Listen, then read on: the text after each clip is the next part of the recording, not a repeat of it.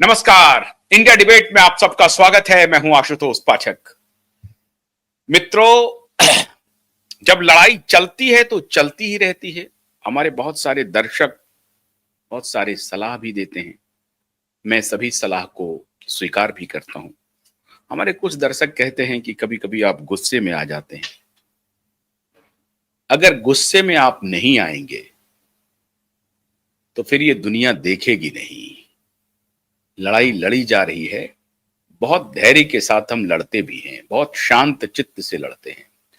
लेकिन आखिर गुस्सा भी तो प्रकृति का नियम है। वो आता कैसे है?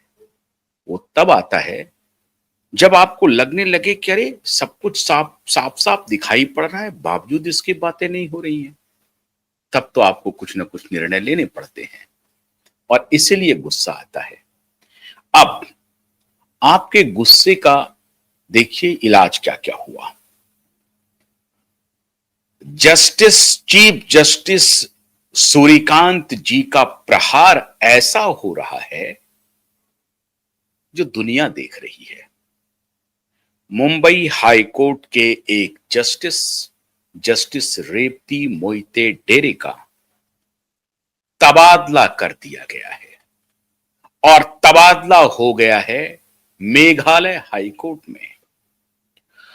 जो जुडिशियल जो गैलरी है, जो वो की जो पावर गैलरी है, उस गैलरी में इस तरह की पोस्टिंग को मैं ये नहीं कहता हूं कि वो कमतर है, ये है वो है, पनिशमेंट पोस्टिंग माना जाता है। और इसके पहले जहां जिस हाईकोर्ट में ट्रांसफर किया गया एक जज महोदय को, उन्होंने इस्तीफा देना स्वीकार किया, लेकिन यहां जाना स्वीकार नहीं किया।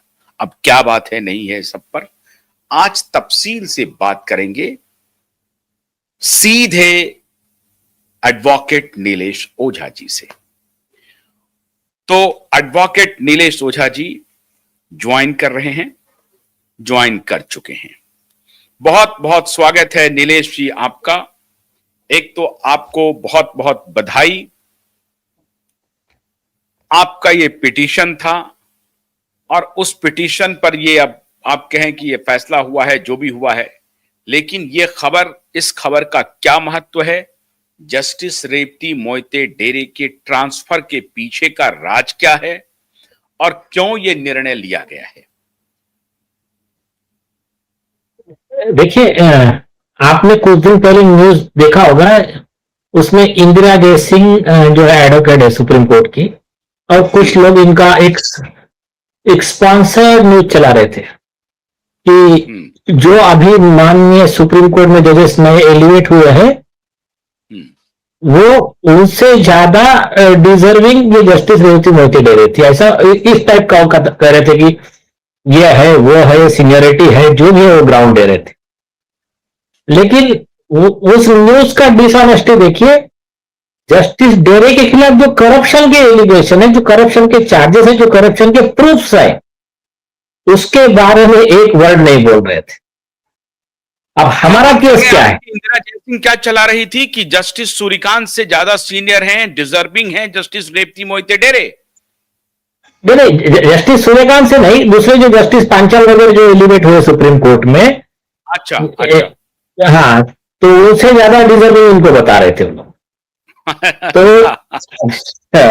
जो 8 सुप्रीम कोर्ट के जजेस है, कई जो बने हैं, और ऐसे बोलते थे सबसे बड़ा पहला क्लेम इनका ही है।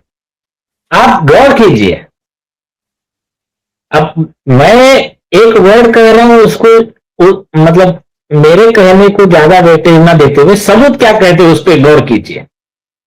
हमने जस्टिस डेरे के खिलाफ प्रोसिक्यूशन के लिए रीट पिटीशन फाइल किया है बॉम्बे हाईकोर्ट में, PIL नंबर 6900। अपने Indian lawyers and human rights activist association के जो वाइस प्रेसिडेंट है मुस्लिम शेख, पिटिशनर है उसमें, advocate Vijay Khurle advocate on record है।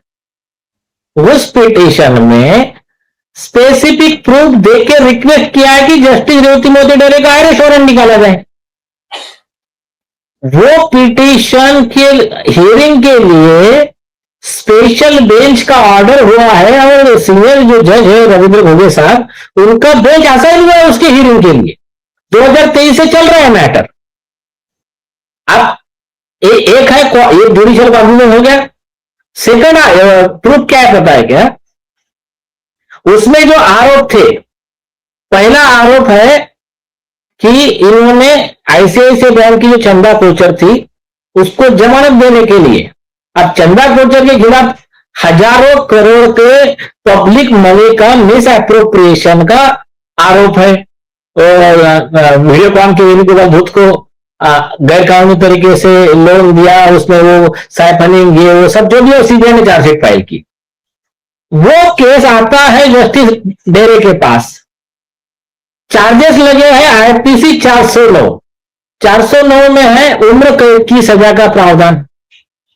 जस्टिस डेरे अपने ऑर्डर में लिखती है केवल 7 साल की सजा वाले सेक्शन है। 409 गायब कर दिया। सीबीआई की रिपोर्ट को ऑन रिकॉर्ड लिखा ही नहीं। सीबीआई के जज का ऑर्डर है उसको भी मेंशन नहीं किया और इनको जमानत दे दी। तो यह है पहला करप्शन, यह है फोर्जरी ऑफ हाईकोर्ट रिकॉर्ड्स। दूसरा करप्शन, एक एमएलए है दिलीप मोहिते, उनके ऊपर आरोप क्या है पता है आपको? पुलिस स्टेशन जलाने के लिए भीड़ को प्रोत्साहित किया और attempt to murder of police officer, IPC 307, 10 साल की सजा का प्रावधान है। वो केस में जब इनके पास मैटर आता है तो जस्टिस रेवती मोदी अपने ऑर्डर में लिखती है छोटे छोटे सेक्शन, थप्पड़ मारना, धमकी देना, ये वाले सेक्शन 307 सेक्शन लिखती ही नहीं है अटेम्प्ट टू मर्डर का। चार्जेस क्या है वो लिखती ही नहीं है। नीचे के डिस्ट्रिक्ट एंड सेशन जज ने बेल रिजेक्ट करते समय जो डिटेल दिया था वो लिखा ही नहीं, पुलिस की रिपोर्ट है वो लिखा ही नहीं और जमानत दे दी। और उसके बाद में हमने फिर डिटेल दिया कि कैसे, खास करके भी इनकी बहन जो है, इनकी बहन है शरद पवार गुट की राष्ट्रवादी की पूर्व सांसद वंदना चौहान, और उन्होंने स्टेटमेंट दिया था आदित्य ठाकरे के फेवर में दिशा साधन के मामले में, और उसका केस ये खुद ही सुन रही थी। तो फिर हमने ऑब्जेक्शन लिया।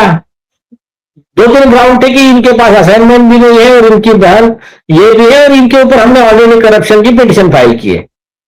तो अब वो होने के बाद में यही जस्टिस रेवती मोती डेरे व्यक्तिगत रूप से, मतलब ऑर्डर नहीं है, पर्सनल लेटर भेजती है बॉम्बे हाईकोर्ट के चीफ जस्टिस उस समय के आलोक आराधे साहब को 4 अप्रैल 2025 को कि नीलेश ओझा ने जो प्रेस कॉन्फ्रेंस में आरोप लगाए हैं वो आरोप सारे झूठे हैं। अब एक अच्छा हो गया कि आलोक आराधे साहब ने वो लेटर को ऑन रिकॉर्ड लेकर 5 जज की बेंच गठित कर दी, उसको नोटिस दिया। मैंने एफिडेविट पे पूरे सारे प्रूफ, सीबीआई के रिपोर्ट से लेकर सारे प्रूफ ऑन रिकॉर्ड दे दिया। अब वो मैटर ठीक है, अभी पेंडिंग है, सब जुडिस है। यहाँ के 5 जज बेंच ने उसमें कुछ 1-2 इलीगल ऑर्डर पास किए करके मैटर सुप्रीम कोर्ट में फाइल किया है, वो एक अलग पार्ट है, छोड़ दीजिए उसको। लेकिन ऑन रिकॉर्ड प्रूफ आ गए एफिडेविट पे और उसको किसने नकारा नहीं। लेकिन सेकंड जिसको बोलते हैं ना डिसऑनेस्टी, इसको बोलते हैं, यही जस्टिस रेवती मोती डेरे के एक दो एजेंट है बॉम्बे हाईकोर्ट में वकील, वो क्या करते हैं जब भी उनके करप्शन के ऊपर कोई बोलना चालू किया तो आके खड़े हो जाते हैं, नहीं नहीं नहीं नहीं कुछ नहीं बोलने का जज के खिलाफ, जज करप्शन करे, देश को बेच डाले, किस पे अन्याय कर ले, गरीबों के खिलाफ ऑर्डर करे, उसके खिलाफ बोलने का नहीं। उनका कहना है कि करप्शन है, जज का अधिकार है। तो ऐसे 1-2 चमचे आ जाते। तो उन लोगों ने क्या किया, उन लोगों ने पत्र लिखा चीफ जस्टिस ऑफ इंडिया को कि ये जो वकील है, ये जो मुस्लिम शेख है, इन्होंने जो पिटीशन फाइल किया है जस्टिस डेरे के खिलाफ, तो मतलब ऐसे करप्शन की पिटीशन फाइल नहीं कर सकते जज के खिलाफ, तो उनके खिलाफ कंटेम्प्ट ऑफ कोर्ट की कार्रवाई की जाए। ये कब लिखा? 18 अप्रैल 2023 को। वो पत्र उनका request chief justice of India ने रिजेक्ट कर दिया, उस समय के chief justice of Bombay high court ने रिजेक्ट कर दिया। ये बात मालूम होते हुए वो बात छुपा के रखा, और जस्टिस डेरे नया पत्र लिखती है 2025 में, 2 साल के बाद। तो कंटेंट का कॉग्निजेंस का तो ऐसा लिमिट 1 ईयर ही होता है, पर जाने तो ठीक है, लेकिन चीफ जस्टिस ऑफ इंडिया ने रिजेक्ट कर दिया, बॉम्बे हाईकोर्ट के चीफ जस्टिस ने रिजेक्ट कर दिया, उसको वो हटाकर नया पत्र लिखती है कि ये कंटेंट है, उनके खिलाफ कार्रवाई की जाए। तो इस तरह के जो जजेस है, ऐसे जजेस के खिलाफ जो जो कानूनी कार्रवाई करना है, प्रोसिक्यूशन करना है, इसके ऑलरेडी सारे केस लॉ सब चीज लिखकर स्पेसिफिक प्रेयर की गई थी चीफ जस्टिस ऑफ इंडिया को और chief justice of Bombay high court को कि इनको आप महाराष्ट्र से बाहर ट्रांसफर कीजिए, इनके खिलाफ प्रोसिक्यूशन कीजिए, इंक्वायरी कीजिए, लेकिन एज ऑन टुडे पहले इनको यहां से ट्रांसफर कीजिए। तो वो हमारी जो प्रेयर थी, अब वो प्रेयर को नलीफाई करने की जो नैरेटिव ग्रुप चलता है इनका, तो इंदिरा जैसे वगैरह लोगों का, तो उन लोगों ने भी बोला अरे ये तो सुप्रीम कोर्ट की जज बनने की सबसे पहली हकदार है, ऐसा है वैसा है, सब न्यूज चलाया। लेकिन हुआ क्या, हमारे माननीय सीजे सूर्यकांत साहब आ गए, इनका सारा नैरेटिव फेल, उठा के जस्टिस डेरे को, सुप्रीम कोर्ट तो रही दूर की बात, उठा के उस हाईकोर्ट में भेज दिया, मेघालय हाईकोर्ट। वहां पर टोटल जजेस मिलकर 4 है, चीफ जस्टिस को मिलकर 4 जज, मतलब और 3 जज है बस। बॉम्बे हाईकोर्ट में ये सेकंड सीनियर मोस्ट जज है, यहां पर 94 जजेस की स्ट्रेंथ है।